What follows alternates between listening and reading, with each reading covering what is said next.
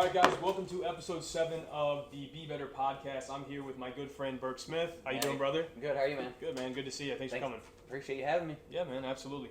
So let's just jump into it, man. Obviously, we're in a couple different groups when it comes to working out and being active and everything, and I know that you hit it hard every day consistently. Kind of tell me, let's take it back. We've known each other for a long time, over 10 years. I know you've been in sports forever, essentially. When did you start really becoming active? Not just like, hey, I play recreational sports, but like, when did you realize it's a lifestyle for you? Right, I feel you. I started playing soccer and lacrosse in high school, carried that all throughout college. Kind of had a minor setback when I was in college. I kind of took a semester off, and after that, I just kicked it for a bit and just said, whatever, I'm not going to be doing it much longer. Finished out college, and then probably right when I was about to graduate, I realized I needed to start kicking my ass into high gear and just kind of figuring it out. That's kind of what really happened, you know. I had some major life events happen, and once those kind of settled in with me, I was like, I really needed to change my lifestyle and what I was doing and the way I was going to, approach the next steps of my life and stuff like that. So that's kind of what, moved me past. And once I kind of just got started, I had a few friends, Will Nolan, Josh Gibson, all those guys kind of helped me out start going to the gym. And once they got me set on my own foot, I just basically ran with it and has just been accelerating ever since. Yeah, man, no doubt. I mean, I've seen the progress there for sure. You're always a pretty skinny kid, and now look at your, good, healthy weight. And I see the numbers you're putting up as well in the weights, which is huge. So, did that all start when you moved down to the lake, or do you think it started a little beforehand? Probably a little bit beforehand. I'd probably say about a year before I moved down to the lake. But then when I got to the lake, I moved there not knowing anybody, and that was kind of my whole plan. I wanted to move somewhere where I kind of got like that new chapter, like I was talking about. So a new chapter, with not only my mental and physical development, but also a new chapter within myself and what I was trying to do. So I moved to the lake and didn't even have anything lined up. I got a job within I think a week of me living there, and I was just like, hey, I'm gonna run with this. And then I found a gym that I really liked. Really set it off from there, and probably about 2 years into living at the lake, I got my personal training certificate, got my CPT through NASM and everything, and then once I started doing that, I started taking on clients and stuff like that, and ever since I've been at the lake, it's always kind of, been a mindset for me to stay active, at least, doing something once a day, if not twice a day. And then especially in the off season, it's so dead. There's really not much to do, and I don't really want to go. Right, exactly. So you got to do something, It's either I'm going to drive to KC, I'm going to drive to St. Louis, but if I'm not doing either of those, I was always in the gym. I trained people, from 6 to 8 a.m. in the morning, got my own workout and went home, took a nap, did whatever, lollygagged around, and then came back later that night for another workout and stuff like that. So that kind of really pushed me to, keep moving forward and doing what I was doing. So having my own little mindset and keeping to myself really kind of, helped, persevere me through a lot of things. Yeah, so you said a couple of things there that I want to touch base on that are fucking huge, right? Yeah. Is one, you packed up and you just went to a random, it wasn't like you went to some small town in the nowhere, but you went to the lake, right? Which is it's a big community in the summer. I mean, there's thousands of people there in the summer. I mean, in the off season, I've been there for fishing in the off season. There's 18 people, right? Yeah. So it's absolutely dead. I want to commend you and say how awesome it is that you did that. Packed up and say, hey, listen, I know I need to level up. Essentially, I always call it leveling up. You're at that phase where you're like, hey, I need to level up. I need to progress in my personal development, mentally, physically, spiritually, everything, right? Yeah. Financially, of course, too. And you just went to a place where I'm sure you've been before, but you didn't necessarily know anybody. So, and I think you did pretty well there, man. I mean, if anybody out there ever goes to the lake, go to any of the big bars, mention Burke Smith's name. I bet you one person knows him there. I mean, I guarantee it. I went to Coconuts. Celeste and I went to, or was it Tropics or Tropical? Whatever the hell that place is. Can't remember. Paradise. You know exactly what I'm talking about. Yep. That's funny. That's the one that you have to walk down 400 stairs to get there. Yep. And then you have a beer, and then you have a heart attack on the way up, essentially. Exactly. That's what it is. Okay. Yep. So I went there, and we were talking to the waitress, whatever, and she was like, "Do you guys know anybody down here? Are you staying down here?" I was like, "Oh, my buddy Burke lives down here." She's like, "Oh, Burke, I know Burke. He works over at Dog Days, whatever." Yep. So, yeah, I mean, you killed it, blew it up there, man. I mean, I can only imagine what your results would have been if you would have went to a big city. Yeah. I mean, let's say you went to Manhattan or something, you probably would have known everybody there. So I want to commend you for that, man. That's not an easy thing to do. Hey, I like being a social guy. You always got to put yourself out there, even in new situations like that. You never know what kind of opportunity you're going to walk yourself into. So literally. I mean, seeing the different types of growth that you can get from even a small town, so it's super cool because I started out, like I said, just serving there. I worked at a lake bar, did that, and then I switched over and I worked at Kalo. It's a program for teens with behavioral modifications and developmental trauma. Did that for about a year, stepped out of that field. I mean, I got my roommate, she was one of the head managers over at Dog Days, and she was like, hey, we could use your help on the weekends. the money I made there compared to what I was doing was exponential. I mean, the difference was, I mean, for the short amount of time that I was at Dog Days, for the 60-hour, 70-hour weeks I was putting in over at Kalo. Granted, that's where my passion is, working with kids, doing all that. I mean, I got my degree in criminal justice and minor in psychology. Like, that's my whole niche. That's what I want to do long term.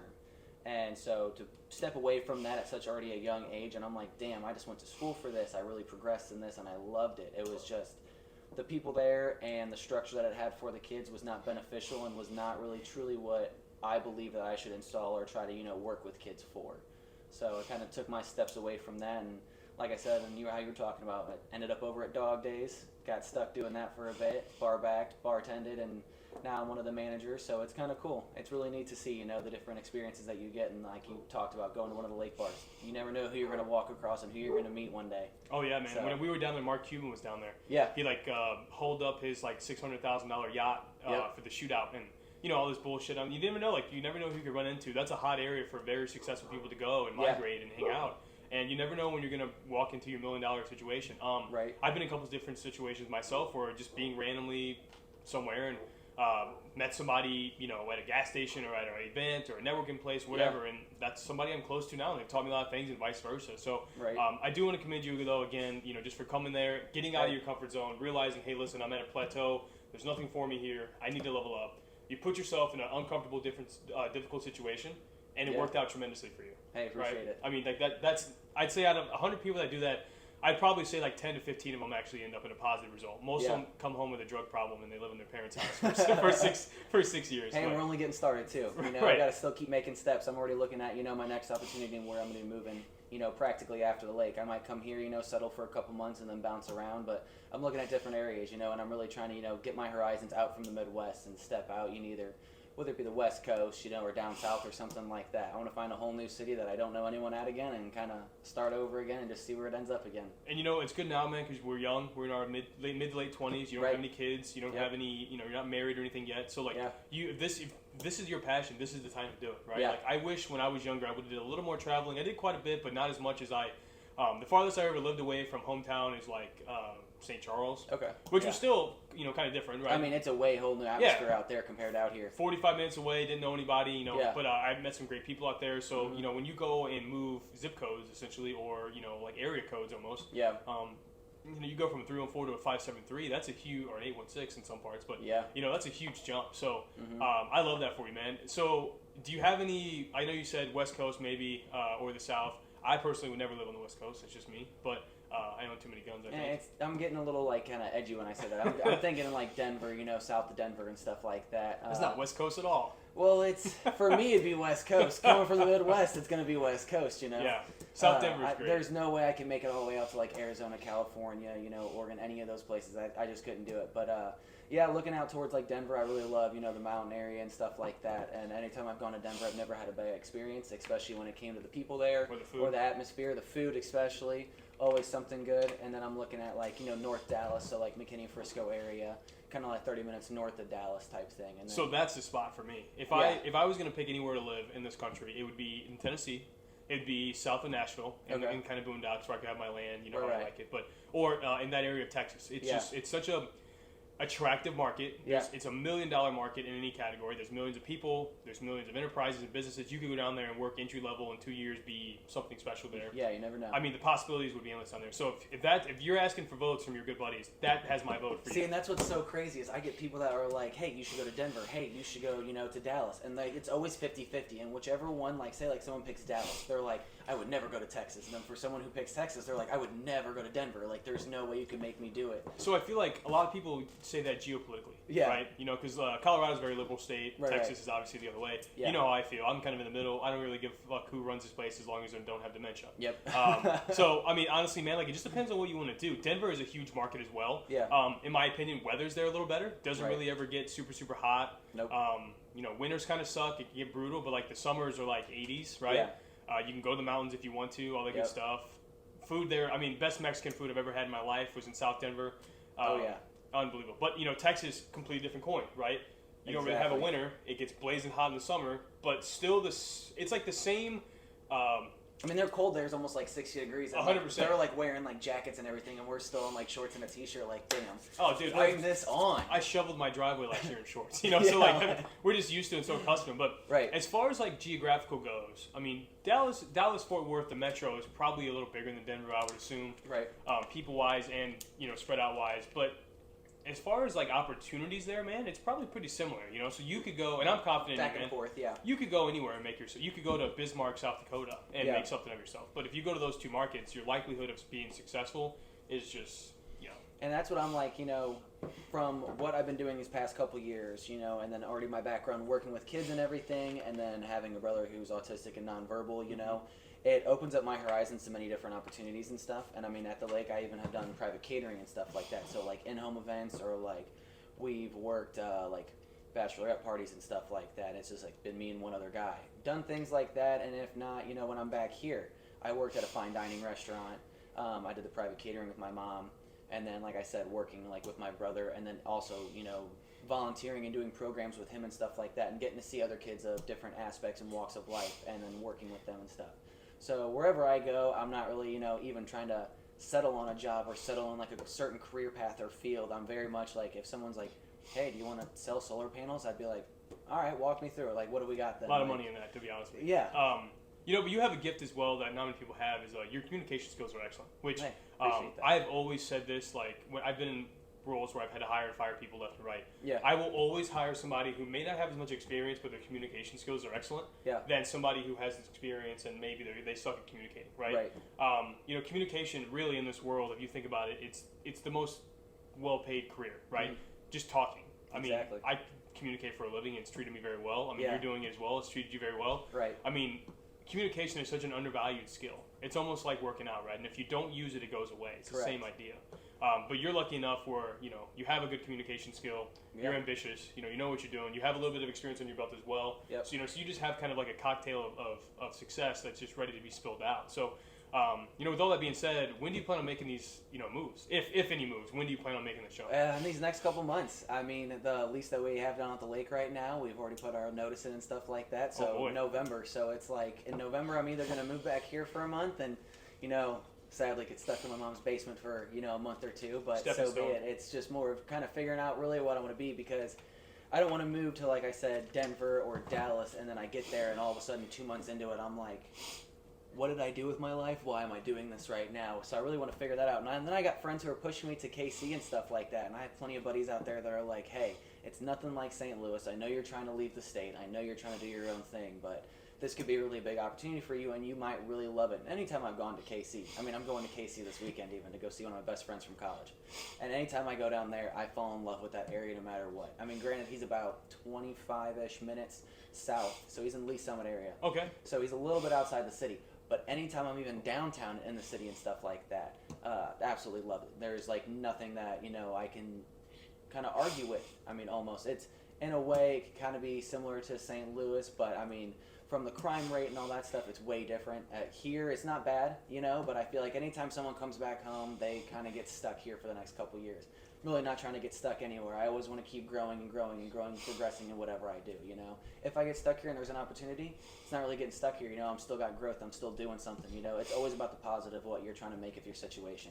So it's like you said, coming back here wouldn't be the worst thing in the world, but at the same time, I just got to keep growing and making sure that I don't get that, bubble wrapped around me and I stay in and I hide out and try to wait for someone to grab me out of it or pop it on me to help me out of there. Yeah, you know what you sound like to me, man? You're a big fish in a small pond. That's really what you are, and that's not a bad thing.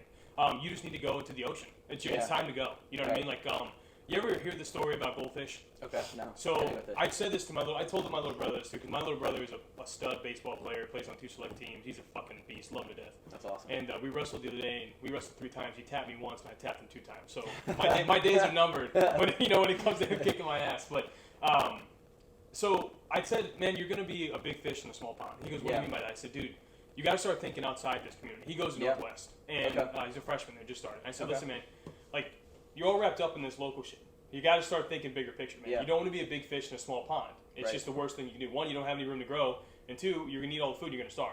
Yeah. Right, and that's a figure of speech, of course. But, I think you're the same way, man. I think you're just designed to go on to bigger and better lakes or streams or rivers or oceans, wherever you want to go. But hey, just got to see wherever I flow. Yeah, exactly. I just got to make sure I'm not going to get blocked up. But my point with goldfish, if you keep a goldfish in the small little containers, what the fuck they call fishbowl, right? Yep. Put them in a small fishbowl, they're going to stay relatively small, couple inches, whatever. Dude, you ever seen goldfish when they're put into like a natural body of water? They're humongous, dude. Massive. So like goldfish will grow accustomed to their ecosystem. Okay. So if we put a guy like Burke Smith into a larger market, he's going to grow to fit that custom ecosystem. But if he stays in St. Louis, which is a dying city, we've lost like 400,000 people in the last 40 years. It's not growing exponentially. Right. And we put them in a market like KC, or we put them in a market like Denver or Dallas, Fort Worth. I mean, the possibilities are endless there. Yeah. We took a trip last year, just a staycation. We spent 6 days in KC. We stayed in the Ameristar. Okay. Never really explored there. I drove through it a couple times, going to Colorado and whatever. Right. But dude, that town's incredible. It's triple the size of St. Louis. Mm-hmm. And there's so much more to do. There's just more culture, just everything. Oh, the possibilities are endless there, and it's such a young, thriving community right now, especially Lee Summit area. Anytime I go to Lee Summit, I mean, granted, you got everyone that's been there with their families and stuff like that, but at the same time, even when, you show up to any business, it's people from our age all the way until, 40. It's a young, thriving community right now, and that's what I really liked about it. It's new. It's undeveloped, and it's starting to, progress a little bit more. Every time I go back down there, I don't get to go often, but anytime I do, it's always, there's something new all the time. And I always have, my buddies telling me, they're like, hey, come down. There's, they're putting this new thing in this weekend, and it's like, all right, well, sure, give me a couple weeks and I'll be on my way, you know? And that's what I'm doing this weekend. Going down there, they put a couple new things in downtown. My friends are like, hey, come check it out. I got to get fitted for my suits anyways. So I was I'm in both their weddings. I was like, why not, go make a trip out of it and have some fun. Yeah, you're very right there. And, for me too, man, I always look at things as such as a business aspect. Any decision I ever make in my life, if it doesn't make money to me, it doesn't make sense. Yeah. I mean, it doesn't make dollars, it doesn't make sense. That's literally how I sleep and breathe. When I look at KC too, their sports there has just been so fruitful the last 15 years. That market has no choice but to blow up. Oh yeah, and to be good, right? I mean, you got a football team that has a couple. What is it? Did they win 2 Super Bowls? Yep. I can't remember nowadays anymore. Yeah. But Patrick Mahomes 2 Super Bowls in the last 5 years. Yeah, and he's our age. That's what I'm saying. Well, first of all, 10-year, $500 million contract, whatever. But the kid's balling. Yeah, I mean, but that team, him doing that and bringing that team. I remember back in the day, I have a good friend of mine who is a diehard Chiefs fan, always has been. I remember back in the day, dude, they had Alex Smith. They wouldn't even put those games on TV. Yeah. You know what I mean? You'd have to pay special to watch it. Now, that's one of the headline games every week. Yeah. So that has increased the marketability, right? You see all the time in sports, for example, I'm a big basketball guy too, the Knicks, right? The Knicks always have a somewhat decent squad. Mm-hmm. Why is that? Because people want to live in New York. Yeah. Why do the Minnesota Timberwolves always suck ass? Nobody wants to fucking live in that market. KC is now one of those markets where people are starting to want to live there. Same thing happened in Nashville 10 years ago, 10, 15 years ago. Yeah. Nobody ever thought about fucking Nashville. And then people were like, hold on, wait.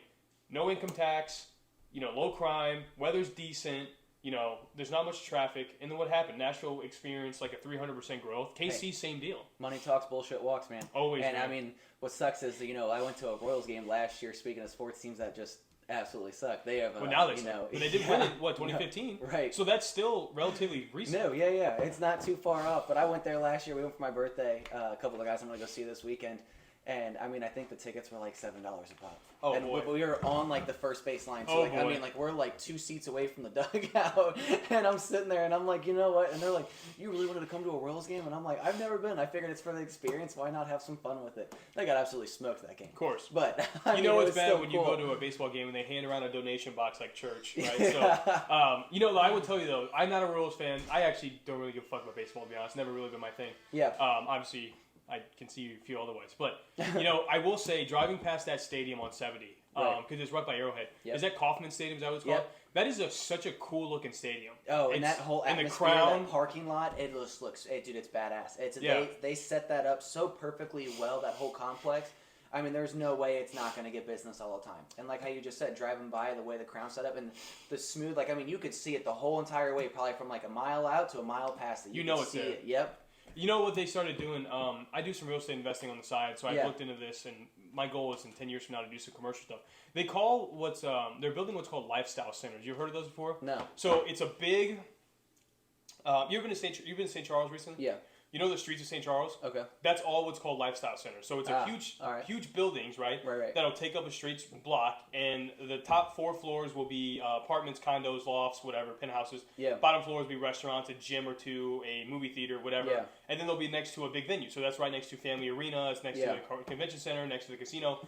I'm really shocked that little complex over there, Arrowhead and Coffin, they haven't started building those huge lifestyle centers yet. You got to come check it out and drive by it then. I mean, like, when we were driving around the last time I was there, it's like, you almost don't feel welcomed when you're starting to pull down those streets. Like, no one should be out that way.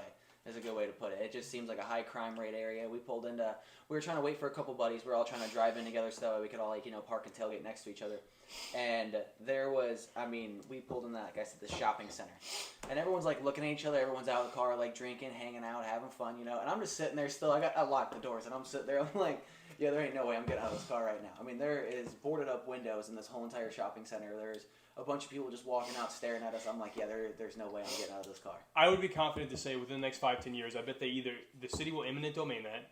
They'll have to. They're going to eminent domain that, or they're going to come through with just some, low cash value offer. Say, hey, listen, we're going to give you 60% of this just to fucking leave. They'll level it, and then some developer will come through. And if they do, I hope they do, because that would fix the area quite a bit. Right. But you see a lot of sports stadiums do that, right? You look at I know the Raiders are now in Las Vegas, but do you remember when they were in Oakland? Yep. Like, their stadium was in a pretty nasty spot. I mean, Yeah. there's a lot of stadiums that are like that, and I don't really know why that is, for example. But St. Louis, the Jones Dome, same deal. Yeah. I mean, 2 streets north of the Jones Dome is, not the safest area out there. No. But you go to, like, the Nashville, right? Yeah. Like we were talking about earlier, Predator Stadium, that's right off Broadway. Yeah. Like, that's a safe area. And that's freaking sweet, man. Yeah. That is an awesome, like, imagine awesome you rink. walk, you go to a Preds game, fuck the Predators, by the way, but you go to a Preds game. I'm a New Jersey Devils fan, so I don't care. We met at a game. No, one that's time. right, that's right. We ran each other at a game. That's We right. saw that happen while we were watching the Blues and the Devils play. And a little rough game for him, but it happens. Oh, yeah. The Blues fucking whacked our asses. It was bad. It was bad. But no, you imagine, though. You're in a city. You're a younger guy like us. Want to go out with your buddies. How awesome is that to go out, spend $200 at a Preds game, walk down the street? Where are you going? You're going to one of these bars. You're just generating money for the city. Spending $500 right down the street. Easy money, man. It's such a huge opportunity. I wish people would just, and I'm sure they have plans. And that's why people, they say people from St. Louis have, no fear and are willing to almost do anything. Like how you just said, you referenced the Dome, for example, right? You walk out of there, you get anyone, the outfits that people are wearing nowadays and, what people, identify themselves as. You walk her down the street, and all of a sudden you're walking in that type of atmosphere and no one gives a single shit. No one gives a damn what is happening and what they're wearing. But it's like, you just put yourself out there almost, and it's just like, we're not one of the safest cities, really around the world. But then all of a sudden, you just reference, Broadway and everything, and people there are still conservative, and they're like walking around like this, like looking at scared. everyone. Yeah. I'm like, dude, you don't know fucking anything. No. I'm like, you've never walked the Del Mar Loop at 10 o'clock. I'm like, you've never been to the east side at 3 a.m. Like, right. That's... Hey, leaving pops, it's never a good thing. Going through the war zone. Like, it's... And it's not a race thing by any means, right? It's just... Because the area in South City where I grew up, it's predominantly white. Yeah. It's still as dangerous as the areas that are other mixes of races. Right. It's just like, bad people are just bad people. And I agree with you. Like, dude, St. Louis people, man, we are so accustomed to, I remember 2 years ago we were at Sports and Social downtown. I think you were there, actually. Probably. You might have been there, because Mike and I were there.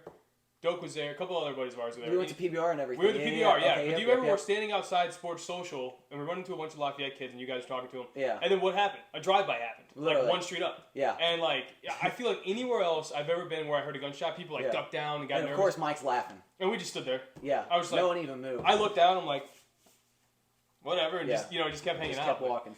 It's wild how, and maybe not for the better part of our psychiatric health, but we're accustomed to that. Yeah. So I always tell people, dude, if anybody ever came to Missouri, let's say Russia invaded or whatever, got to Missouri, they'd be fucked. I'm like, they'd have to deal with all the people like me that own a bunch of guns. They'd have to deal with the police. They'd have to deal with all the gangbangers that would all come together, right? And shit, I've been downtown, and I was picking up my cousin one time from Midwestern, And in that middle, like, little area right in front of Busch Stadium, I mean, like, they're, like, doing donuts, and there's, like, 4 or 5 cops, and they're just standing there with their arms crossed. What are they going to do? Like, looking back and forth, and they're just, like, shrugging their shoulders. And these guys are holding the guns out the window, like, waiting to pop one, and they're holding onto the roof of this Charger. And I'm looking at my cousin, I'm like, yo, you look like a hooker. Get the hell in the car right now. But what, as a cop, though, what are you going to do? You know, Literally, nothing. Dude, these cops are underpaid, right? Yeah. And, you know, those guys, you know, I'm not a big fan of, you know, discharging firearms in a public place by any means, but, you know, those kids, they're just fucking having fun. Well, whatever, right? Yeah. But, you know, at the same time, like, dude, as a cop, like, you're fucking making $46,000 a year, which is nothing.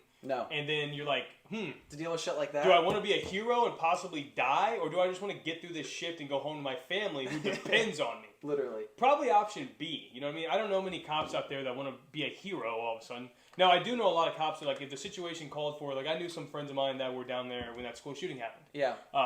They were the first guys in the door. They were in the door in, like, 2 minutes, right? Where, you know, other municipalities across the country took an hour to get in there. Right. These guys went balls deep, 2 minutes, right?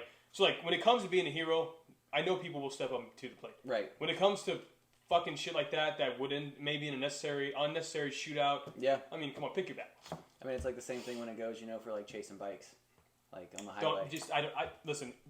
Don't even do it. Yeah. Because you're not going to catch them. No. As somebody, you know, I owned 2 Harleys before I fucking got my motorcycle accident. I was never that speed demon guy on a fucking crotch rocket, but dude, I see these guys out here, they're zipping by going 180. Like, dude, like, just you can't catch them. It's not going to happen. And you're actually causing probably more of an issue of safety when you chase them. Because they're going to be all giddy. Yeah, get their adrenaline going. Yep. They're going to weave in and out. You know, they're not going to be... If you just let them get their little fix in, the little speed fix for a couple miles. And you know what? Hey, I'm a Darwinist too. Yeah. Natural selection happens, man. It happens. Whatever, you know. But hey, it's shit. I agree with you. So yeah, sorry to get off topic. That's awesome. That's awesome. So, you know, next couple months for you, going to a new market. That's great. I love to hear it, man. So, what else is you know, really what else is on the horizon for you? It seems like the possibilities are like you're just opening doors, it sounds like. Yeah, you know, so I mean, like right now I've just been, you know, more towards the off season of where I work at, you know, dog days, being at the Lake of the Ozarks, we're a very short season. We kind of start a rough way, is a good way to say it, is March. So in March we'll like the second week, you know, but the pool's not open there, right?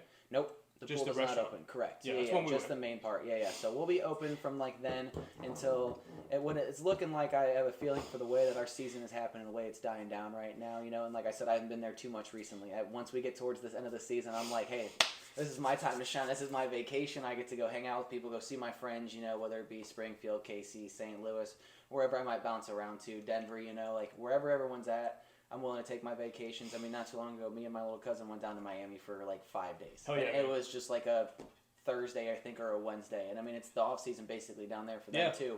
But for me, that's like, this is my summer, you know? But Did you know I'm a Miami fan? Are you? Well, would have never guessed. Wouldn't have put it past you, especially after that appearance the other night. Oh, man. My dick was hard for 4 or 5 hours, man. I was blown away. There's no way. I mean, that was the second most points scored? It was the fourth most points in history, but it was the most points scored since 1966. That's crazy. I looked at the other night. Could never be the Rams. Oh, no. But I think it was. Oh, I'm gonna butcher. Somebody's gonna look this up and fucking grill me. But I looked it up. I think it was the Bears who had the most points with 73. Okay. Or 75. Yeah. Another team had 73, and then the Dolphins tied for 70 with I want to say it was the Cowboys, but I can't remember. But this is all, like, the stats are from 1966 and before. Yeah. You know, so, like, it's fucking crazy. And they ended that game super respectful, too. I mean, he did not keep crushing it, trying to get extra points out of it. That was a super respectable way to go. Dude, listen, after us getting fucked by Tom Brady for the last 20-something years, man, like, they had my permission to be as disrespectful as they wanted to whoever. I mean, that's just... And, you know, the thing for me, though, man, with that is Tua...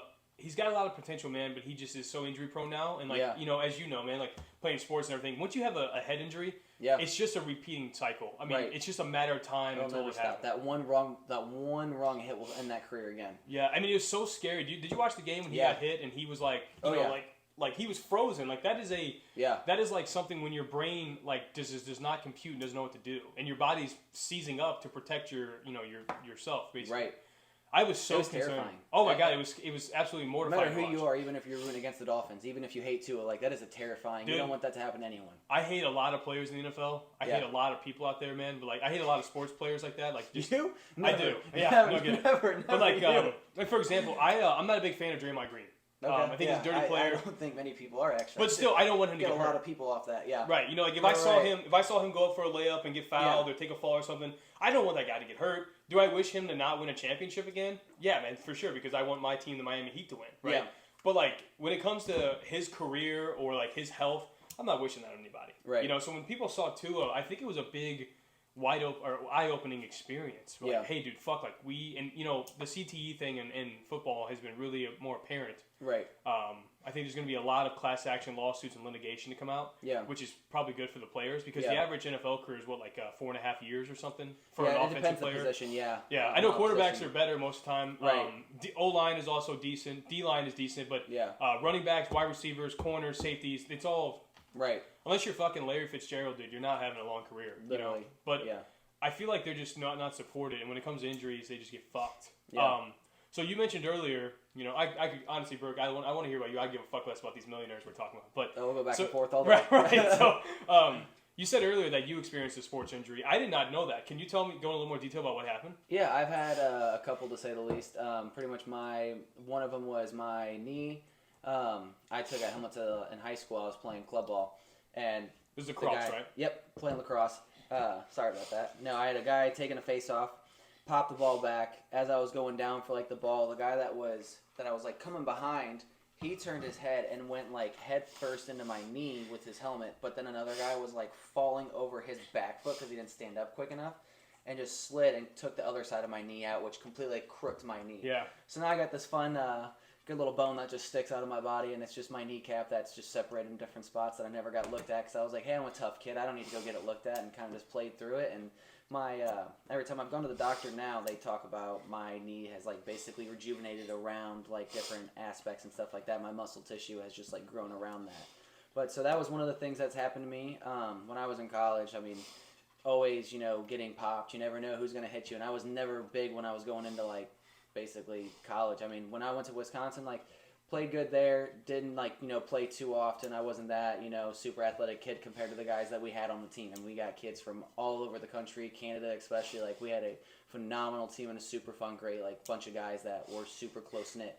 When I transferred down to Missouri State, there wasn't that big of a crowd. We didn't have, you know, the support and the fans that we had up in Wisconsin, and the guys that we played with together were a lot of Missouri guys. You know, Missouri ball here is super like, when we got into college was not like that big yet. So basically playing with those guys, it was still like roughly new. And we basically just we had a 16, I think, man roster. Maybe 20 if I want to push it. I think it's like always floating injuries that we had and stuff like that. So it was never, you know, we would walk in and have, you know, a 40-man roster, you know, like most of these teams that we got to play. It was like we had those 20 guys, and that's if everybody was healthy and stuff like that.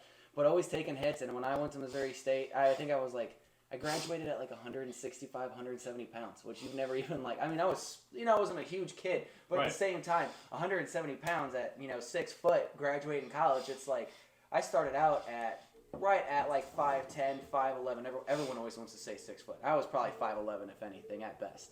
But I was over like 215, 220, and I weighed in, I think, like my first year, like 225, 230 almost. So it's like, my weights were always interchanging. And then when I got to Missouri State, it was a little more lenient, you know, so anything could have happened at that point. Everyone's partying way more at Missouri State. I wasn't getting drug tested, so it's like, hey, you can smoke, drink, do whatever your heart desires. As long as you show up and play, we give you the thumbs up and you can have the time of your life here. And it's like, damn. It's like the Wild West of sports. Yeah. So, and then, I mean, after that, when I basically got done playing ball and everything, when I started my whole fitness career is a good way to put it, just because I lifted weights when I was in college. I wouldn't say I was in the gym, like, every day. Like, now, besides when I hurt my hand now and everything, because I got this good little bump that hangs out here, too, from my hand and everything, and my hand's numb right here. But I worked out every single day. I mean, like I said, sometimes it was 2-a-days. It just depends, and especially being at the lake the off-season, it's been, like, 2-a-days, you know, when it comes from November all the way until March. It's just because, like, what else am I going to do? And other than that, like, I can better myself the whole way. the fitness community and everything is always growing, and that always helps me grow even more because there's not like a small content of information. If you want to like go into water, for example, the amount of fluoride and everything that comes from like tap water and everything, we could go into a whole conversation about whether you should drink tap water. We should. Yeah, so it's actually, like we should. Things like that, you know. I mean, our tap water has so much chemicals and all that crap into it that, you know, even if you buy that $20 Brita, it's going to go a long way for your health in the long run. Do you notice the difference at first? Hell no. You won't notice it for years, but at the same time, it's going to make you feel better. I had a buddy in college that played for the Missouri State hockey team, and his roommate had this, I don't even know what it's called, but it balances out the different pH levels. So you could go all the way down. Kangen water. Yep. Yeah. They're like $4,000. But yeah, but it was the best thing ever. So, man, I would go there on like a Monday or whatever, fill up like 6 jugs of water. Granted, it doesn't, you know, keep it clean for that whole entire time. But for how much water I was going through and everything, I would drink that in like 2 or 3 days. But dude, if you drink that at the correct pH, which I think is 8, if I'm not mistaken. Yeah. Which I actually. And those always go up to 9. These body armor here, it should say on there. I think it's 9. It's 9 pH. Yeah. 9 pH. Which I only drink this brand. This one. Yeah. The Icelandic one, if they're out of this one, and then okay. it's one that starts with an E. It's like Elias or something like that. Yeah. When did you start doing that? I have got on this probably a year ago. Okay. This is a fairly new brand, if I'm not mistaken. But I get, I probably get, I get the 6-pack. These are liter bottles. So right. I have a goal myself that I have to drink, at least drink 2 liters a day, if not 3. So I drink one of those in the morning when I go to the gym at about 5:30, 6 a.m. Right. 7:30, I'm done, at the gym. That one of those is down. Come home, I'll eat a breakfast. I'll drink another one of this. This is actually my 3rd one of these today. Yeah. So I'm over, and also I drink these carbonated waters. Okay. Because I used to like soda a lot. Yeah. I'll have a Sprite every once again. I haven't had caffeine in over 6 years. You ever had Olipop? No, what is that? Is that a brand of these? Yeah, it's freaking delicious. You should try it out. It's just like soda. It is so freaking good. And it has no sugar or anything? No. That's why I want to try those out now, because once I saw that, I recognized that, and I was like, damn, that looks really good. Like, it makes me want to go to the store and try to find one now. Waterloo, sparkling water. There's a brand out there called American Clear. Okay. I used to drink the shit out of them. Then I read the nutrition label. They have a bunch of artificial sweetener and all that shit, so I cut them out. This is just literally water with some flavoring in it. There's no calories, no sodium, no nothing, just water and flavoring. Incredible. You know what I find was really ironic, though, about water? It's fucking stupid expensive to drink. Yep. For 6 of these, it's like $12. Yeah. For 8 of these, is $5. Yeah. Dude, I could go and get, for $12, I could get 12 2 liters of fucking dirt soda. You know what I mean? And drink it forever. Well, it's like you said, how we going back to, backtracking a little bit to, put a goldfish, in a fish tank, put a goldfish in like a pond and put it in a lake for how big it's going to get. It's the same thing when it comes to a water bottle. You went to the gas station, it was how much? Well, I got that one from Walmart, but when I... Walmart. Let's say, so Quick Trip, by the way, fuck yeah, Quick Trip. 2 for $5. 2 for $5. So it's actually not that bad of a price at Quick Trip. Go to the airport, probably like $10. Oh, come on. That's a whole different atmosphere. That's a whole different platform, Let's take it to a stadium. Well, that's supply and demand. Going back to basic principles, that's supply and demand. You can't ever shorten yourself for whatever you're going to get from it type thing. Well, that's true, because you go to an airport, and I've only flown once. I'm flying for my 2nd time in 3 weeks after our honeymoon. Scary as fuck, but... exciting. It is crazy. I got a bottle of Aquafina, which is trash fucking water. Yeah. And I just wanted a bottle of water. I got a bottle of Aquafina from like a Hudson News. It was like, I think it was like $9. I was like, why is this $9? Dude, yeah. A couple years ago, I haven't drank in over a year and a half, but back in when the Blues won the World Series, when they won the Stanley Cup, when they eliminated the Stars, I was at that game, and I was drinking then. Had a couple tall boys. I had a tall boy, a Bud Light. At the start of the first period, it was like $9 for a tall boy. All right. Into the second period, it was $9 still. Third period rolled around, and we go into overtime. Yeah. $17 for a fucking tall boy. Yep. And I was just blown away because I'm like, one, they should be calling last call. I was like, we shouldn't even be able to drink it anymore. Nope. But they just was like, hey, fuck it. We're just going to, spike the numbers up. And guess who was spending $17 for a tall boy? Me, I bought 3 of them. Yeah. Everybody was. You weren't the only absolutely. One. It's supply and demand, dude. And I feel this truly in our country, man. I talked about this, and we're going on some tangents here, whatever, but I talked about this before on some other podcasts, man. Like, there's a lot of greed in our country for the wrong reasons, right? And that just showed it right there. Like, dude, they could have kept it at 9. They were already making good margins, right? Yeah. Alcohol, as you know, you worked in a bar. Alcohol has the best margins ever. Food, food is terrible. You make like less than 20% of profit margin. Alcohol, you go buy a bottle of fucking Ciroc for $60. You're charging $15, $20 a shot. Yep. I mean, dude, you're making 800% profit. It's the same with beer, dude. Like, you know, beer, they make it in these massive, I have some friends that work at the brewery, they make it in these massive, massive quantities. Yep. And really the only thing that costs anything is the can. Yeah. Which is probably, what, 2 pennies maybe? Yeah. And then they sell the beer for $8, $9. Like, yep. It's... I'm all for capitalism. Obviously, people know me. I'm a libertarian. I love capitalism. That's the only way shit gets done, in my opinion. But when capitalism goes unchecked, and you get monopoly systems like that, like, we're fucked, dude. Right. Like, we're, you know, I that's mean, how like you do that. a domestic beer at the bar that I work at right now is $7, just a domestic. You know, and also most of them, it depends on the size. You know, because we started getting the Coors in now, and they're a little bit smaller of a can. But a domestic should be $3.50. Yeah, a domestic should be fucking $3.50. And I don't even drink, and I'm bitching. A domestic should be $3.50. Yeah. You want something a little foreign. You want maybe like a Presidente or a Modelo. Yeah. A premium beer. Corona $7. And when I drank, I loved Corona Premier. Yeah. I loved Corona Premier. But it's like how you said, supply and demand. We're also we advertise the lakefront that we have. You know, we're $1 million view is a good way to put it. Absolutely. Dog Days is a beautiful. It's a great freaking view. We're right off the main channel. Yep. It's easy access. You know, to and from, no matter where you're coming from. We have a huge parking lot. If you're parking, we got multiple docks down below. We have a boat rental place down below us too. That's completely your marina's huge us. Down there. Yeah. And it's completely separate from us. We have nothing to do with that. People all the time will call and they're like, hey, so I'm trying to rent or I'm trying to find my way down. I'm like, yep, nope, we are not part of Bombay. You are completely like on your own, like we're our own entity.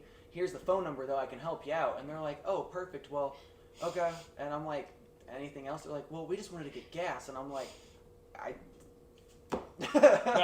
will say, I got nothing. I think Coconuts has that gas station attached to their marina, don't they? Yeah. But, you know, dude, like, I will tell you, like, even though alcohol might be a little pricey at Dog Days for domestic, I will say when we eat there... It's like everywhere around the lake, too. Absolutely. But when we eat there, food's always been really, really reasonable. Yeah. I mean, I got your spicy Nashville chicken sandwich there or whatever. It was like $14.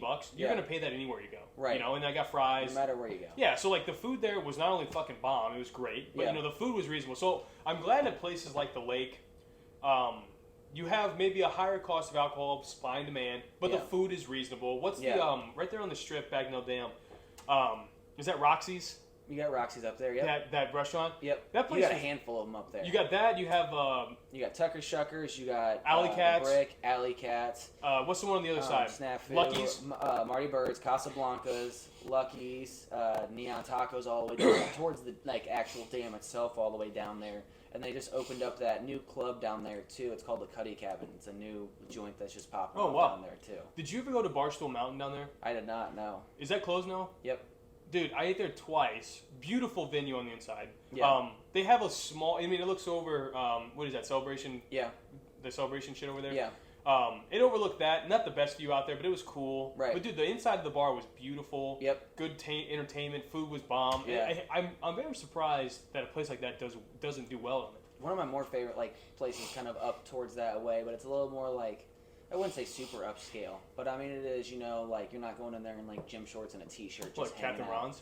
No, Baxter's. It's just right up the dam a little bit. Yeah, yeah. But that view By up Woods. there, that view and everything is overlooks Four Seasons and everything. Awesome. Yeah, yeah. Especially JB Hooks and everything. But I'd rather have the food at Baxter's any day of the week, hands down. We always put it to it. When we go to the lake, and if anybody ever listens to this that has not been to Lake Ozark, you have to go during the summer. It's not only great. Yeah. If you're a fisherman like I am, it's great to fish in, rent a boat, have fun. The bars on there are kick ass. I mean, there's always something to do. There's always something to do. There's always something to do. And if you're a homebody like myself and my fiance, and like we will go to a bar. Let's say we go down for a week. Mm-hmm. We'll go to a bar maybe 1 or 2 of the nights. The other nights we just want to hang out on the dock and just relax. It's perfect. But anyways, we always stay on the Horseshoe Bend side. Yeah. We stayed on the Camdenton side for the first time in July. We went down the 4th of July weekend. And we saw Earth, Wind, and Fire. Yeah. And, dude, the Camdenton side is nothing compared to the Osage. Is it the Osage? Or Sunrise side, right? Yep. Sunrise Beach, I guess? Yep. Because Osage is right where Dog Days is at. But no matter what part of the lake you're on, you're going to get a different atmosphere and a different type of outlook. Like, literally, like, if you go to that for sale side even, which is directly across the water, where, like, kind of towards Coconuts and everything is. Yeah. Like, Lori, all that. You're going to get a way different experience. Tap and grill, way different experience, you know? Like, it just depends kind of where you're at. And like how you said, when you're out in Camdenton, that's much more of like a upper class. Yeah, like those are not snowbirds. Those are people that have lived there for years. Yeah. Especially those high schools that are out that way. Yeah, for sure. And that one high school. What high school? They're the Indians. Is their mascot? Oh, that's is that Camdenton? That might be. That's a nice high school. Because then you got Osage Beach right there, which is like they're right down the street from each other. Is Osage Beach the one that's right in front of the roundabout? Ooh, the roundabout right by the Walmart and everything. Nope, that is Camdenton. Okay, so that's for no reason. That high school is really nice. And it's huge. It is. I was like, there's no reason this high school in the middle of southeast or southwest Missouri needs to be this big. And I mean, it was a college campus. Yeah, Bob Shore Stadium is also like across the highway too. So it's not even like you show up to your high school and like you're playing on that main field that's right there that you can see off the highway. Like you're driving down the road. That's only like 3 minutes, max. But so it's not bad, and you don't even have to touch the highway at all. Like they have their own like little underpass. Yeah. So it's super cool, and it's a college stadium. Yeah, really what it is. It's super cool. It's an amazing field. We got to go catch a handful of games there and stuff like that, and it's actually a really cool atmosphere, and they actually have a lot of fun. A couple of the kids that work at Dog Days actually, go to school there, and same thing with like Osage and stuff like that. So it just varies kind of the type of people that we get and stuff like that. Yeah, I've never really been to any other large body of water other than the ocean, But I mean, I've never been to like another lake. I've been to Kentucky Lake, but Kentucky Lake is so spread out. There's not like towns like that. You know what I mean? Like you have Osage, Sunrise, Camdenton. Yep.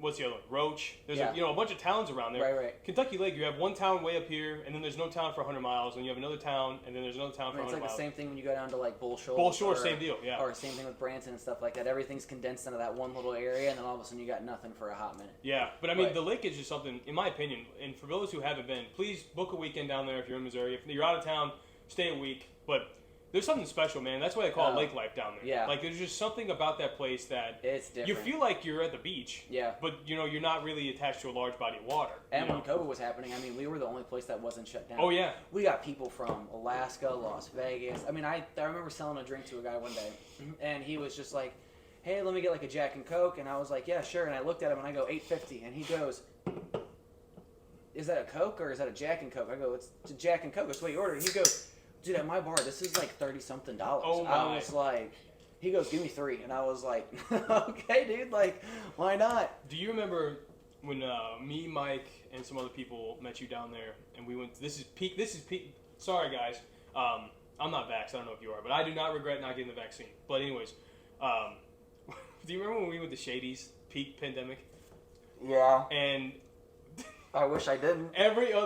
First of all, Shady Gators, good bar, pretty rough bar though. At late night, it gets pretty wild there. People have died there a couple times, but no. But anyways, you remember peak pandemic, like the height of it? I think it's like fucking, like literally the peak of it. Yeah. And everywhere else around is closed. And where are we at 2 a.m. drunk off our asses with 1,000 people, Shady Gators? Yeah. Did you get sick? I didn't get sick. I didn't get sick. Nope. So. Sounds like the lake made the right decisions in that way, but man, like it's just so they really are the Wild West down there. Like, I got pulled over last July, by an Osage Beach sheriff, like the sheriff himself. Yeah, and dude was cool as fuck. He was like, "Listen, man, I think I can't remember. I think I blew through a stop sign or something stupid, right? Just a small whatever." He goes, "Listen, man, just cut this shit with me." He goes, "Do you have any drugs in the car?" I said, "No, sir, I don't do drugs." He goes, "Have you been drinking?" I said, "I don't drink." Yeah. He goes, "Get out of here." He's like, "Just get out of here." He's like, "I don't give a fuck about your traffic infraction. Just slow it down. Stop at the stop signs. You don't have any drugs. You're not drinking. Fuck off." I mean, that's what they do with bars now. Like they'll camp outside of bars, or like sit, like for us, it's Jeffries Road, so they'll sit at the top of a road, and they'll literally just wait for people to leave the bars and stuff like that. Granted, I am one of those people. Like I am one of the managers that I do not give two shits. Like if you're leaving and you're already intoxicated, I'm going to make sure you get an Uber or something. But, like, there's only so much I can do. Once you hit that parking lot, like, I can't refrain you from leaving. I can't, Well, you can't restrain them. Yeah, we have security now and everything, too. So, like, they'll pay attention. Like, we had a couple guys a couple weekends ago where they were just super, like, obliterated and cut off, kicked them out, yelling at us, cussing, any absurdity you could think of, yelling at like our security staff and stuff like that, which bless those guys. Those guys get yelled at. Oh, their patience is probably shit. Oh, it's incredible. Yeah, their tolerance for bullshit is probably tremendous. Well, they're military guys, or some like are active, some are not. So they're. I've seen them guys at Coconuts. They're the ones that they're like contractors. They wear the green shirts. Yep. And so they we have have different guys. So we had them last year, and I don't know why I'm drawing a blank on their freaking name right now, but I know Real the guys. Quick, can you hand me a coaster? Yeah. Sorry, I paid a lot of money to build this bar. I don't want to fuck up the wood. No, you're chilling. But yeah, dude, I ran into them. They were at Coconuts when we went, and dude, these guys obviously you can tell they're ex-military. Right. You can tell they're super highly trained. Like these guys were just awesome. Like I felt as somebody who carries a gun everywhere I go. Yeah. When I told them, I said, "Hey, listen, I'm not drinking. Can I bring my concealer and I'll put it in my fiance's purse?" And they were like, "Hey, man, like we get it, but no." They're like, and the guy told me, he's like, "We got 15 guys here. Right. You're okay. Like you're covered." And I said, "Okay, no problem." And I felt very comfortable. Yeah. With them doing that, and they were very vigilant. Celeste tried to walk out with a tequila sunrise, and they were like, "Hey, ma'am, you can't do that. You got to chug it." She's like, "Oh, sorry, I didn't know. Whatever, drank it." And I had a Bud Zero. And I go, "Hey, is this all right?" And he goes, "Oh yeah, man, you're cool." He's like, "Just get out." They're really cool guys. They get a lot of shit, especially when they are carrying and stuff like that. Because a lot of them do open carry, some of them conceal a little bit. All the guys I saw were open carry. Yeah, so they people will walk up, like patrons and stuff will walk up and start giving them shit, and I'm just like, and they get it all the time, but it's just like, because they'll be like, "Hey, you ever use that thing? What do you do with that? Does it make you tough?" Like people say the most absurd and just remarks that anything you can think of, they'll say it. It's like going up to your like Vietnam veteran uncle and asking him if he's ever killed anybody. You just don't do that, right? Like out of respect for their profession. Well, when people come to the lake, I mean, they like pretend that there's no laws. There is literally nothing there. People do the most asinine things that you can think of. I have been that guy a couple times. People come down the wall. I mean, I've had someone spit on me. And so have you. Yeah, I mean, well, I've had people throw rocks at me when I'm bartending. I've had people spit on me. People swing on me. I get dudes. I carried out a dude 2 years ago. I carried him out 2 years ago. This is my third summer now seeing him. And if this dude sees it, I will always die laughing. I was carrying him up the stairs. I was kicking him out. And we're literally like forcing these guys to leave. So I got him, I got his arms pinned behind his back, and I'm shoving him, putting my knee right at his tailbone, pushing him up the stairs. And those are not some short stairs. It took me a hot minute. And this dude is trying to grab the railing. He turns around and looks at me and he goes, "Fuck you, bitch!" And turns and leans and tries to kiss me. And I was like, "Yep," shoved him up the stairs. I was like, "You win. You totally win. Just start, bro. Just walk." Everyone's laughing. He's like, "What the fuck, man? Why'd you push me?" And I'm like, "You just tried to kiss me." And he's like, "No, dude, I'm not gay." And then all of a sudden his friends were like, "No, we literally just watched this happen." We get to the top of the stairs. He's like, "Hey, man, I'm so sorry. I'm recently divorced. I'm just going through some things right now." And I'm like, "Poor guy. You got some shit you want to work on." Poor guy. I'm just not that guy you want to work on it with. Because, anyone else would have hit you. You for sure should have been swung on. Dude, and then he's lucky your security didn't kick his ass. Well, at that time, we didn't have security. Oh, boy. The bartenders and managers were. Do you remember, not knocking at Shady's, because I actually like Shady's, but after 9 o'clock, 10 o'clock, enter at your own risk. Yeah. But do you remember when we were at the same night we were at Shady's? Yeah. These two big dudes, meathead, muscle guys were there. They're 6'5", probably 280, just jacked. Remember they got into a fight. Yeah. And what happened was Shady's had their whole army of, they have 60 security guards, right? Yeah, because they used to be the zoo football players and stuff like that. And they're all really, really cool if you're not a dickhead to them, right? They're really cool. Yeah. And these two guys just came up, the big security guys, they just pretty much tackled on the ground, and then the other security guys came up, and Shady's has that one staircase. Yeah. That's very steep. Yeah. These guys got thrown head first down the fucking stairs.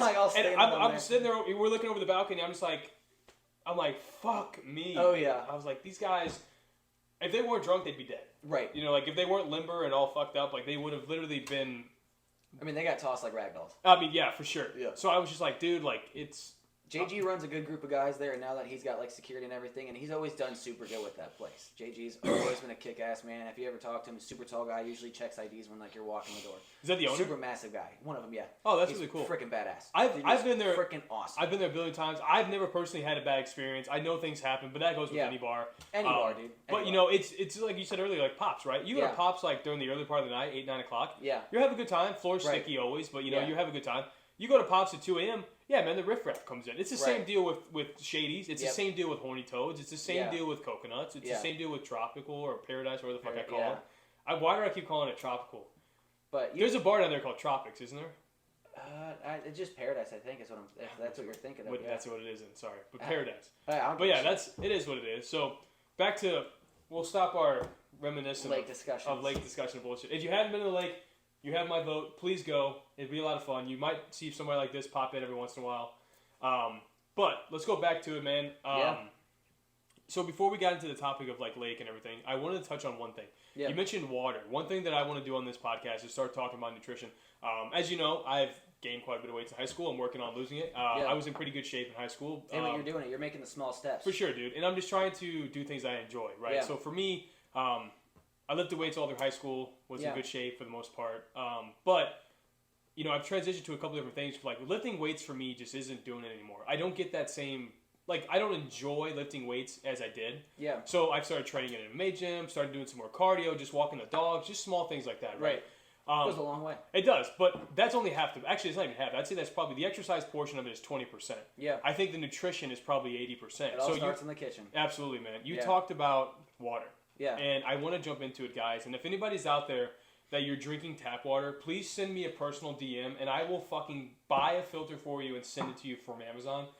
Do not drink tap water in America. I hate to say that. I love this country to death. But if you look at instances like Flint, Michigan, where you could literally put a fucking Zippo lighter next to your water in your bathroom sink and it would catch a flame because of the methane in it. Like, just don't do it, guys. There's better options. You get a good brand like this that you can read the shit on there.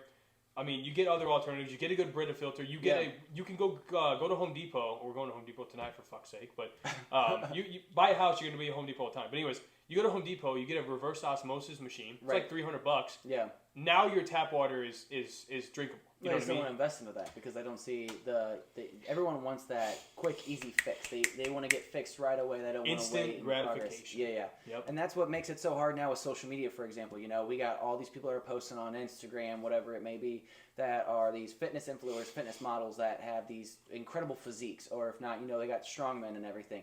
And everyone's like, oh, well, I want to be just like them. And then within like 3 months, they're like, I've not seen any progress. I've seen minimal, like, you know, fluctuation in my weight, my body fat, whatever it may be. And they're like, it's just not doing it for me. Well, it's like, okay, then what are you doing on the side? Like, you're looking at that while you're scrolling at that. How about instead you just, boom. Dude, so you know, go to the gym. 100%. You know Celeste, she is a health and weight loss coach for morbidly obese people. Okay. Dude, before meeting her, I was skipping thoughts there. Before meeting her, you're getting ready for the honeymoon. Right, settle down. Those family members that watch the show, settle down. But anyways, and kids for fuck's sake. But no, before meeting her, my diet was shit. Yeah. It would just be, you know, because I would always be active, so it wouldn't matter, right? I would be exercising twice a day, you know, doing whatever, like.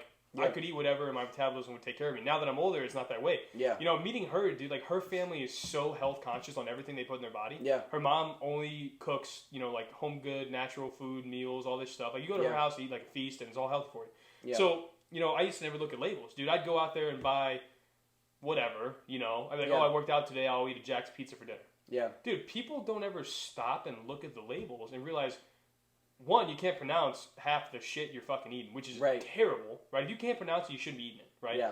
Second deal is a lot of it is synthetic, you know, with all the oils and the dyes and the colors and all this bullshit. So, like, since Celeste was like, Nate, listen, like, you know, I want us to be healthy. I want us to be together forever. I want us to be around forever. I don't want you to die at 50. Right. We got to start being more conscious. So now I'm in the grocery store. What am I doing? I'm looking at every fucking label, dude. And if anything has over like 300 milligrams of sodium, I won't buy it. Yeah. You know, because I'd go out there and buy a little Red Baron pizza. Right. 200 calories, no big deal. Absolutely not. 1,500 grams of sodium. Or milligrams of sodium. You're like, oh my God. So, you know, my message out there to people, and I'm sure you'll agree with this, man. It starts in the kitchen. Look at the nutritional value. Yeah. Look at the labels. And figure out if it makes sense. And if you have any questions, if you're questioning if you should eat it, the answer should be no. Like... we cook dinner here. I can't say I cook dinner here almost every night, and it's always, you know, different. Hey, she's there hanging out and talking. Hey, you know, she's good enough, right? She's actually a very good baker, so I have no complaints. She makes some phenomenal fucking banana bread, and that's all I need her to do ever. So if it starts in the kitchen, like you said, though, looking at the nutritional values on labels, and then finding easy recipes to do. Like, for example, this morning, you know, we have chickens, so I get like 2 dozen of eggs a day. I have 27 fucking chickens. Right. So my egg supply for protein's there. I cooked yesterday. I cooked a breakfast. I made an egg hash. Right. Yeah. So I chopped up 3 big potatoes, so I know how much. It's just raw potatoes. Yeah. I seasoned it with natural seasoning, cilantro, paprika, all that, salt and pepper, a little bit of garlic salt. Put it in a big pot. I cracked 2 eggs in there, more seasoning. Yeah. And that was it. I sprinkled some cheese in there, very, very small amount of mozzarella cheese. Yeah, but you can get like fat-free cheese and everything. Absolutely, like that too. absolutely. There's different alternatives. But like that fed me for 2 days on the breakfast. Right. You know, instead of going to McDonald's or getting something shitty, like that was a protein-heavy breakfast, low carb. Cholesterol's kind of high, but you know it's still much better than going out there and dumping $15 every day on a shitty meal. Yeah, no, exactly. I mean, like, for me, a big part that's helped me out is especially like moving to the lake. You know, I have, like I said, talked about more time on my hands, obviously, when it comes to the off season, but also living with my roommate. She has been a huge help because she's always been in the fitness industry. She's always been working out, whether, you know, was she a trainer at Missouri State? Was she a personal trainer on the side? You know, and she's even helped train me and stuff like that before. She makes me very more aware of what I'm putting in my body and what I'm actually eating and consuming and stuff like that. And she's always like talked about, well, if it has more than like 10 ingredients, then we shouldn't even be like doing it. And, you know, and sometimes she's not even like that. Sometimes she's like, there's more than 3 things. There's no way. Get it away from me. She's so like, right. Thing. And I think it's just, I mean, I get it. Once again, going back to how corporations work, man. Like, I actually watched a video this morning. They were talking about like marketing on the shelves, right? Yeah. All the shit that's really bad for you. Like, you ever looked what's in up high? Well, look at like what is it called? Frosted Flakes. Yep. You ever read what's in that shit? It's awful. Dude, it's sawdust. Any of those cereals. It's sawdust with cereal and sprinkled sugar. Yeah, cereal is just terrible. Tony the Tiger, we were cool. Fuck you right now, man. But like, yeah, dude, and like you ruined me. Yeah, literally, you ruined my childhood. No, but I realized, dude, like I don't know if this happens to you or anybody else, but like, dude, when I eat certain foods that are bad like that, my heart beats differently the rest of the day. Yeah. You know, because it's processing it out. So when I cook a home meal, I feel normal. I'm energetic. I don't get lethargic. I don't go into a sugar coma. Because one thing that I've been cutting down on quite a bit is my sugar intake. Right. No caffeine for me. So, you know, my sugar is very limited, and it's normally natural sugar, not added sugar. The only time I get sugar is when I'm eating like a natural fruit, or I take supplements. Sometimes there'll be a little sugar in the supplements for taste. But, just depends what it is, but it's also like natural sugars and stuff like that too, which is going to be way different. And I mean, when it comes down to it, it's like if for a while when I, you know, was trying to compete and stuff like that, I was trying to go into bodybuilding, and then I messed up my tricep. I did a 2nd-degree tear to my tricep, completely messed it up, and I was like a handful of weeks out and stuff like that. I cut down all the way to like 6% body fat, and I was like right at like 195. I mean, I was looking freaking great, and I was feeling the best. Yeah, but it all came down like how you said in the kitchen and stuff like that, and what I was eating and consuming, and the calorie surplus and the deficit that I was in at different times, like trying to plan out for that and stuff like that. So the foods that we have now are just like anything you go to the store and buy is almost like terrible for you. Like anything, almost everything and anything. It seems like, at least, right? Well, it's by design. Yeah. It's by design by mega corporations. One, they keep us in control. Well, absolutely, because they give you this addictive food, right? Yep. For me, man, like I love ice cream. Yeah. I fucking love ice cream. Silky's in Wildwood, best ice cream in the world. I will die on this hill. Anyways. You can get one of those, it's like I forgot what kind of machine it is. It's like literally an eye cream or something. And it's, you put fruits or anything into it, and it turns whatever you have into like an ice cream taste for you. So it's just like ice cream. I'll have to show you afterwards. But yeah, it literally will, like you can make your own ice cream and everything. And it's one of these guys I follow on Instagram. He basically takes all these creations, and like someone will be like, hey, I like this, can you make it healthier for me? And he'll like buy machines or buy something, and he'll like show you how you can do it instead. Listen, stuff like that. As a slightly above middle class man in America, why do I not have one of those? I did not know that was a thing. Yeah, dude, anything's out there now. That's fucking nuts. So, but to my point, I eat ice cream once on the weekend, twice on the weekend, whatever, right? Not during the week. I'm very religious and disciplined during the week for the most part. But like, dude, you get addicted to the sugar. You get addicted to the chemicals. And I watched a Rogan podcast. I don't know if you watch him or not, but I watched a Rogan podcast recently, and they were talking about back in the day, trans fat and saturated fat was labeled as the enemy. Okay. And what was labeled as the hero was sugar. Yeah. So it was all a marketing campaign in the 50s and 60s where, oh, trans fat and saturated fat is bad. Cut down fat. Cut down fat. So they would make these food like Frosted Flakes, very low fat, but what do? They bump up the sugar. Spike it up. They spike up the sugar. So I will tell you, man, like, you know, there's been days in my past where I've ate cheese Danish for breakfast. Yeah. My insulin levels are higher. I feel like dog shit. I'm tired. I mean, my heart's beating out of whack. Nothing feels right, you know? I mean, it's like even if you do those like 30 to 60 days of good, healthy, clean eating. And I mean, like, no cheat meals, no nothing. You know, everything's clean. You plan out your meals when you're eating. You know, you don't always have to be like, hey, at 4 o'clock this day, if I don't eat at 4 o'clock, I can't eat until my next meal at 6 type thing. But if you, like, plan everything out and, like, meal prep and you have those meals set aside, because everyone's looking how we talk to McDonald's, right? You're looking for that quick, easy fix, that easy meal right away. Well, if you meal prep everything on a Sunday, give yourself 2 hours at night, boom, you can plan out your 4 or 5 days or whatever. Yeah. And if you start doing that for 30 to 60 days, and then you take that, let's say it's day 61, and you don't overindulge, but let's just say you have and eat whatever you want. You're gonna feel like shit. You're gonna feel absolutely god awful. You're gonna hate it. You're gonna absolutely hate it. Food that you're actually consuming and what's going into your body compared to what you were just doing and what you were paying attention to before. And you don't have to, you know, be a healthy, conscious freak and go all organic everything. And you don't have to go to Trader Joe's for every single thing that you want to buy, you know. But just being more, you know, mindful of what you want to consume and what you're like looking forward to and stuff like that. And how you talked about, you know, heart health, you know, and your mental health, physical health, you know, but that mental is a huge aspect. I have a way better time if I eat, you know, fruits and vegetables and all that crap. You know, when I was younger, did I ever want to do that? No. I remember you didn't need to. No. I feel like when you're younger, like, I'd say when you're pre-18, like, you're in that trial phase of life, and right? you got the metabolism freaking out of this. You can do whatever you want. World, bro. I remember going to Emo's and eating an extra large pizza, getting T-Ravs, getting garlic cheese bread with Mike, and then having a salad. But that was for me. Yeah. That $30-something meal was just for me. I've been to fucking Emo's with Mike. I know what that guy does there. No. His diet's just, I don't even know how. It's he's a because freaking he's Italian. He's a freaking nature. As an Italian man myself, I'll tell you, it's not everybody that gets that. Something's up with him. He's a genetic anomaly. Like, that dude, I have been to the gym with him. We lift for 2 hours heavy. I mean, I'm fucking beat. I couldn't even think about eating food. He's like, I'm going to Emo's, you know, get an extra large, pepperoni, T-Ravs, get a 2-liter Mountain Dew, go home. I don't eat it, and he won't gain an ounce. Or his cheese stick obsession. Going to mozzarella, going to Mulligan's. Dude, fuck's sake. It's the only thing he'll eat. Dude, he has a diet of a toddler, man. Yeah. I'll work out for, dude, I could do cardio for an hour straight. Like, you know, I'll play basketball with some buddies every once in a while. I'll play basketball for 2-3 hours straight. I'm fucking drenched, burnt 700 calories, you know what I mean? Dude, I go home, I eat a piece of spinach, I gain 7 pounds. Yeah. And you got Mike that's fucking... Dude, you know, Duke can eat whatever he wants, and, you know, it's just not a factor for him. It drives me fucking nuts. Eats a box of donuts, and it's not even like it phases him.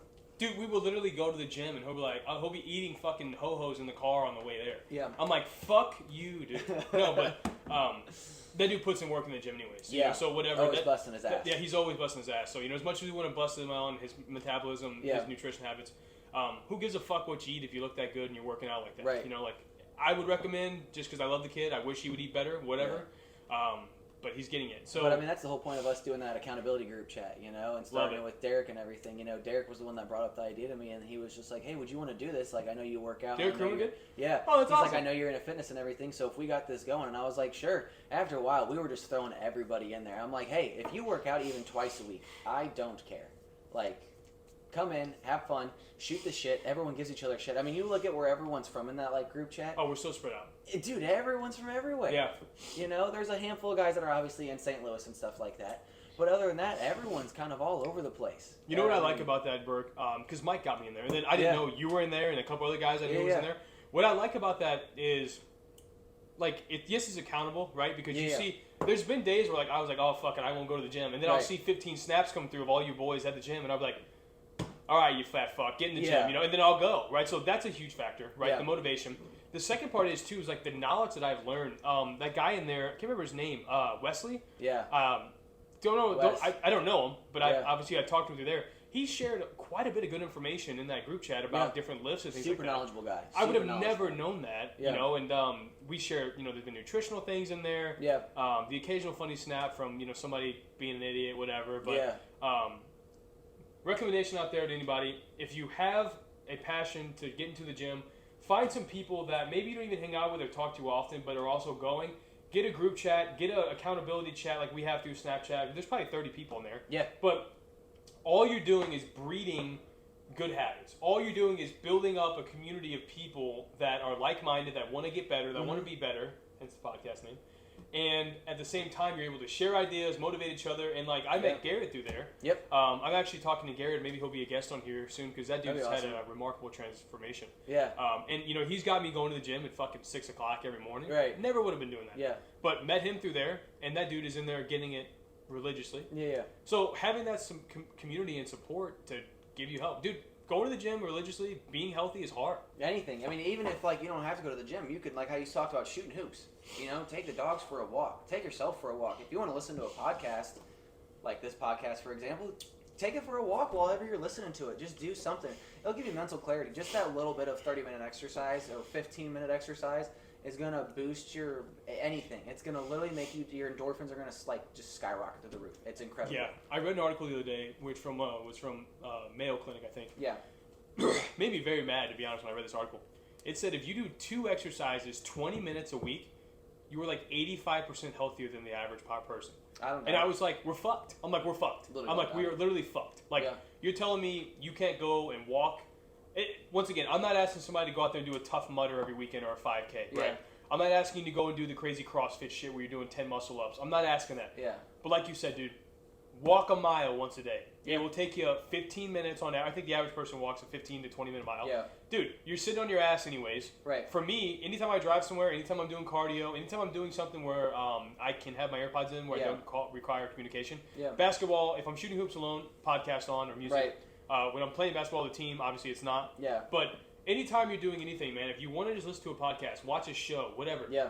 Get some steps in. Please, just do something. Even if you want to be a zombie to this thing, who cares? Which obviously, I don't, recommend it too much. But do good on a treadmill. Walk it while you do it at the same time. If you want to fucking, still doing something. You want to scroll, go to a gym, buy a treadmill, whatever you got to do, set your phone on the little holder there, and just scroll while you're walking, dude. But just 20 minutes a day, please. Just please. I mean, something. they have those bikes now, even though you have a screen, and it has someone that talks to you the whole entire time. There's My a mom fucking and my iPad on stepdad, my mom and stepdad have a rower in their basement, and it's someone that rows with you the entire time. My brother, being autistic and nonverbal, like I said, is not a very active guy. He's a very heavy-set, overweight guy, but it's also his diet. He doesn't eat fruits and vegetables. I mean, mainly, I don't know. We have never figured out if it's like he can't, but if he sees like me eating a banana, he'll literally gag himself almost to the point where he throws up. It's just things like that. Drinks tea. I'm not an expert in mental health by any means. I have my own mental health issues myself, but I wonder for him because Celeste has a texture thing. Yeah, where like him it's texture for sure. Like Celeste cannot eat certain foods that have a texture, and it's just and there's nothing wrong with that. For whatever reason, she can't eat foods that have food inside of them. Okay. So like, we don't really have. There's not many foods that do that, for example. But like, let's say, like for ice cream, for example, like it's really difficult for her. Like she could never get like a brownie fudge sundae, right? Really? Okay. Because like it's something inside of something. The texture fucks her up. Yeah. But she could do like cookie dough, I guess, and just plain vanilla. You know what I mean? Okay. So I wonder if your brother, and then with him being nonverbal, you'll never fucking know. But because that's such a I mean, he's eaten the same thing his entire life. I think even I could probably say when he was 4 years old. He was diagnosed when he was 2, but I could probably say from when he's like 4 to 6 is when he got like set on certain things. And probably I would say a hard, good way to put it is at 6 years old, he's eaten the same thing since 6 years old, and he's 25 years old now. Well, about to be 25. He turns really 25 tough. In November. Yeah, that's really tough. I don't know. It's the same thing. And you can't really, in his case, man, you can't really explore because then you could have something that could trigger him and make his day bad. Yeah.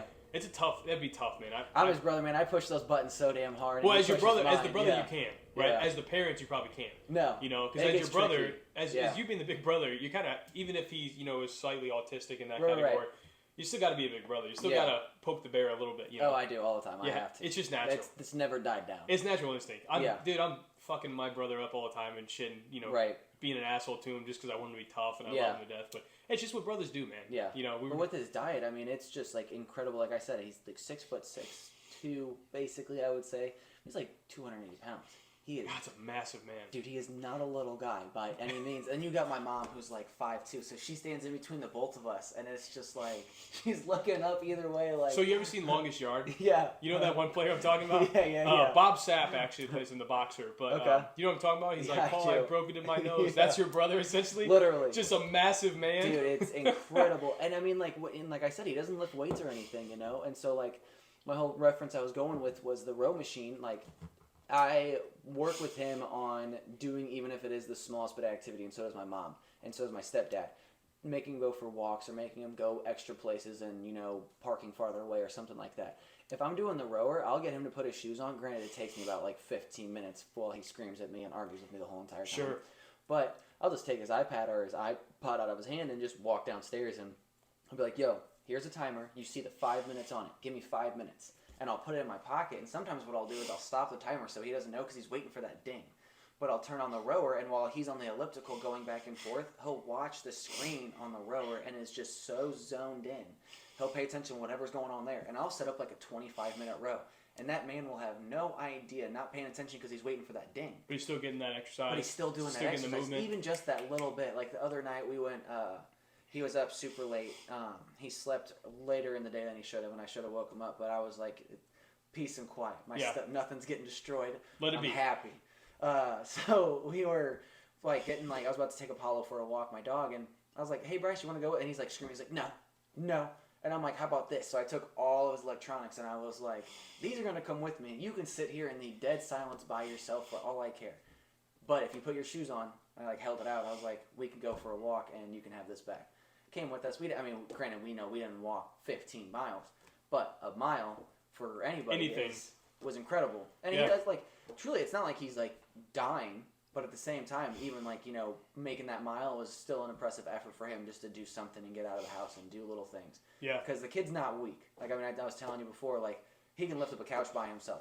He might play it off like he can't even lift anything. When I was trying to get him to take out the trash, he looked at me and was eyeing at me while he's trying to pick it up out of the can. He's dropping it and just looking at me. And he's like, no. And I'm like, oh, dude, I don't give a damn. And I would take out the bag, and I held it up to him, and I'm like, you're going to take this from me, and you're going to take it outside. And then we went to Disney on Ice last night, and I was trying to get him to help me roll the trash can down to the curb. And he's just looking at me, and he's like, no. And he's pushing it, skirting it, pretending that he can't do it. And I'm like, dude, grab that trash can. Sir, I've seen you flip a car before. I know you can do this, sir. You're going to be completely fine.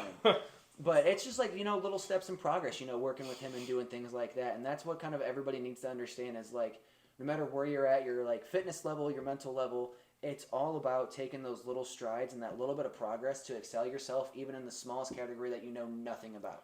Yeah, I would agree. In every aspect of life, man, major success all comes from small pieces, right? Yeah. For sure. You ever built a puzzle before? Yeah. You're not fucking grabbing 10 pieces at a time and throwing them. You're one at an individual piece that builds a puzzle. But who is? My brother. We'll get him 2,000, 5,000 piece puzzles, and that man, give him 30 minutes and walk away. Because if you look at him, I got a video. We were at, like I said, Disney on Ice, taking a video of him. It's he was laughing, having fun, doing the dances too and stuff like that. But as soon as I put the camera on him, stopped his excitement, stopped his fun. Take the camera away and go somewhere else, dancing again, doing whatever, Same thing with the puzzle, though. You go and watch him do a puzzle, he'll stare at you, he'll put all the pieces down. He'll have, different piles and everything scattered in different spots. You have no idea what kind of makeup it is. You're like, dude, how did you even put these together? It looks like it could be nothing. He, just stare at you, and as soon as you leave that room, boom, goes right back to work and starts solving it. It's just when you're not paying attention. And that's what, kind of goes back to, understanding about everything. Those little bit of things that when no one's even looking, drinking the right water, eating the right thing, making that extra step to, instead of cutting across the yard, take the sidewalk all the way around. Doing those little bit of things to even make that little bit of adjustment just to give yourself that time. Yeah, I agree. So I read a quote a long time ago it was about integrity. Integrity is doing the right thing when nobody's looking. Right. And that has burnt my brain forever. And I will do that. So when I go to the gym, right, there'll be spots near the front. What do? I'm not parking at the other end of the fucking parking lot, but I'm parking farther away. Right. 2 reasons. One, I always hey, there's probably some old person that needs that. Yeah. Right. Whatever. 2, hey, is it going to hurt you to walk an extra 50 feet? No. But is that going to make a difference in the long run? Yeah, probably. It will add up, right? It all adds up to a certain different thing. So, I know we've been at this quite some time. I want to touch base with you on a couple different things before we go. I know we're going out to eat after this, so I'm excited for that. No, you're good. What do you got for me? So I want to hear more real quick. Give me your daily routine. When you wake up, from the moment Burke Smith opens his eyes, what he eats, what he does on a typical day, right? Obviously, I know this week's different because you're up here visiting. But let's say you're down to Lake Prime Time, right? I've been lazy as hell. Well, let's say it's mid-July. Enjoying it, right? Let's say it's mid-July and you don't get a fucking choice. You can't be lazy. Okay. Give me from whenever you wake up all the way to whenever you go to bed. Tell me the whole rundown. If we give it to you, so I got. Depends on when I work, Do I go into work at 4? If it's a Saturday, do I go in at 2 or do I go in at 4? And then some days during the week, do I go in at 9 or 9:30, You stay till 4. And stay till 4, 5, 6, however it may be. Just being one of those managers, you stay as long as you possibly need.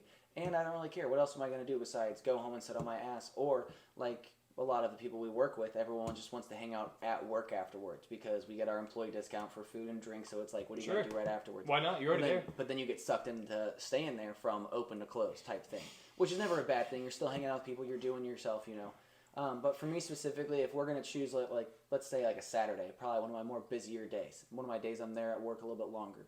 Usually Friday nights I close. So if I close, I get off anywhere from 1 o'clock to 3 o'clock in the morning, just depends. Get home, shower, do my thing, fall asleep. I will try to wake up at least 4 hours before I have to go to work because I like to allocate at least an hour and a half to 2 hours in the gym.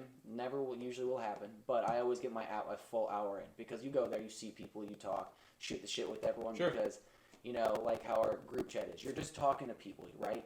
So like you're just seeing them and you're seeing them for that short stint of time.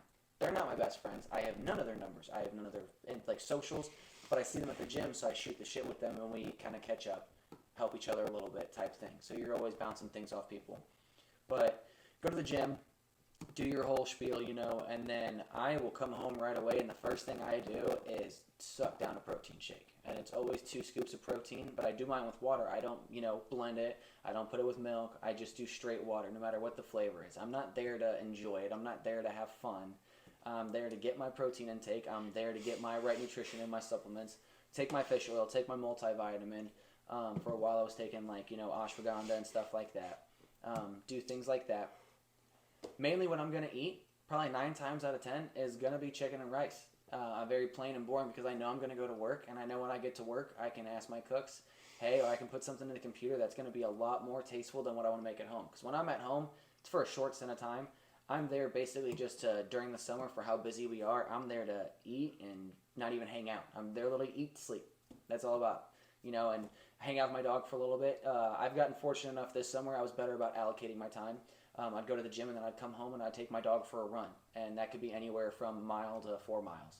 And then bring him back home, get ready, eat my chicken and rice or my steak and rice, whatever it may be. But I'm always throwing rice in there just to kind of fill me up for a little bit longer. Because I don't know if I get to work and am I going to be stuck behind that bar for the next you might not 10 get hours? To eat. Or am I, going to be behind the bar for 4 hours and I'm going to get floated to the kitchen and I'm going to be stuck back there, expoing, food running, helping them out, running the wheel and stuff like that. I kind of go wherever I'm needed. It truly does not hurt me. I like being, universal and being a multi-tool that I can be put in any aspect and I'm going to, thrive or help or benefit in some type of way, But go to work and sometimes my schedule, like I said, is, 8 hours. Sometimes I could be there 12 hours. Sometimes I could be there 16 hours. It just depends on what we're having that night and stuff like that. So like I said, for that Saturday, I'll get to work at 2 usually 1:30 because I like being on time. 15 minutes, 10 minutes is not early or on time. You always got to get there a little beforehand because you never know what you're going to walk into. You never know what kind of upsets you're going to have. Get there a little bit early. Go about my shift, and then at some point, I'll have just a huge meal at work. And I'll always ask those cooks, I'm like, hey, 2 chicken breasts, pack of tuna, something. And we got fortunate enough where we have our salads all the time. We'll have some type of meat and stuff on it. Eat that. When it comes to summer, I don't pay attention to my portion sizes just because I never know if I'm going to, eat right now at 4 o'clock, 5 o'clock, if I'm not going to eat until 4 or 5 o'clock the next day. Because sometimes you forget, you just get so busy and you're so in the motion and so in the works and it's so chaotic all the time, which I absolutely love. It keeps me busy and in a way it keeps me full because I'm drinking these if I'm at work. I'm easily having 5 of these while I'm at work. Easily. There is no questions asked. That's on top of what I'm drinking at home too.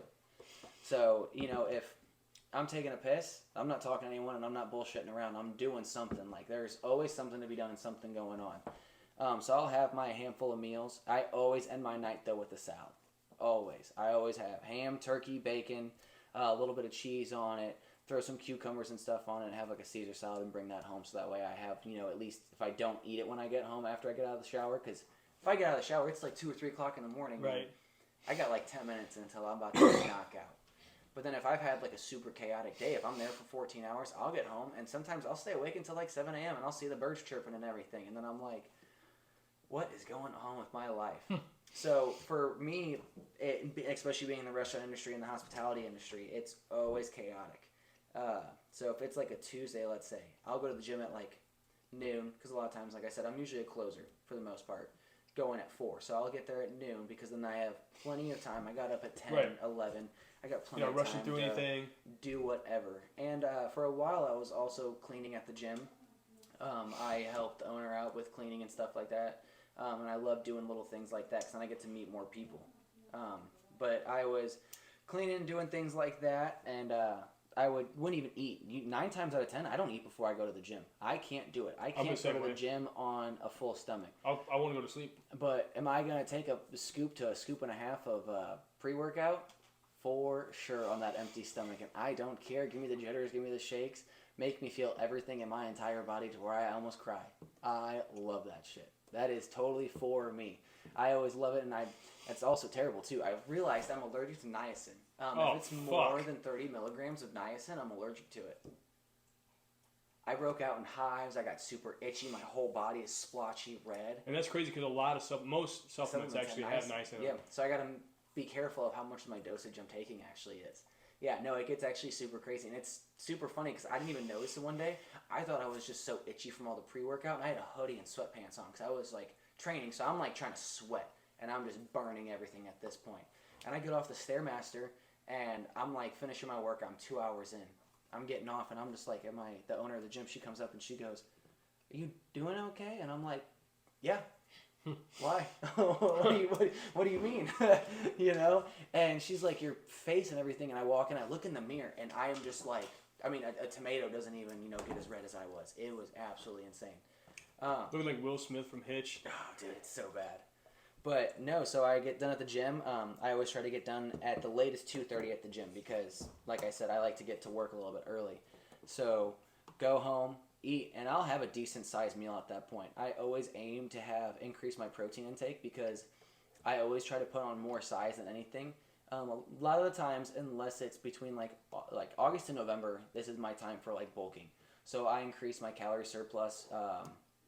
So like it depends what I'm doing. If I'm actually training or if I'm just kind of eating to put on a little more weight, I'll go anywhere from like 3,000 calories all the way up to like when I was trying to bulk last year around this time, I was eating like 45 to like 5,500 calories a day. And my protein intake was anywhere from like 220 to like 280.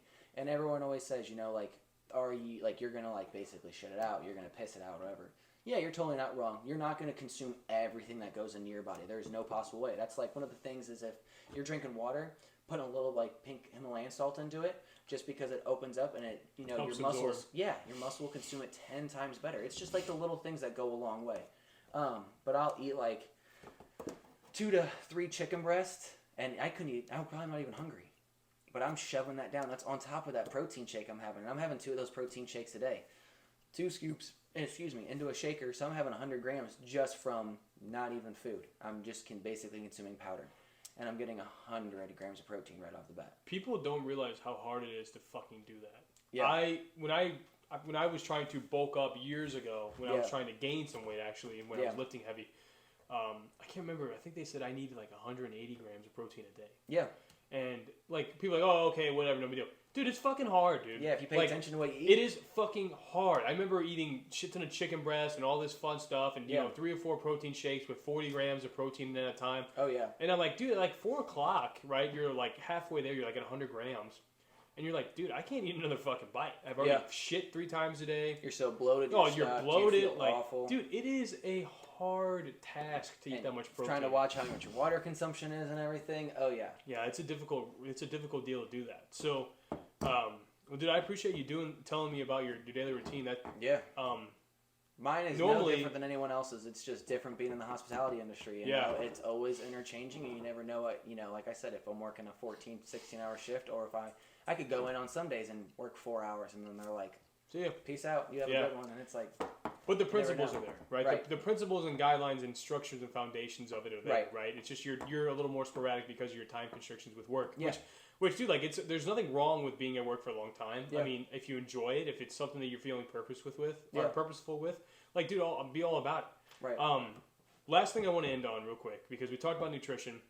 If anybody out there could replicate this man's nutritional schedule, good for you, but I can't. There's no way fucking hell I could do that. But you can't. Anyone can do it. No, just sir. Take some time. Not with those hours. No. Yeah. But the last thing I want to touch base on is kind of what our beginning of the conversation was. And you're talking about starting new, right? Getting out of your comfort zone in anything. You, for example, your comfort zone was leaving an area that you were comfortable with and going somewhere you didn't know anybody. Right.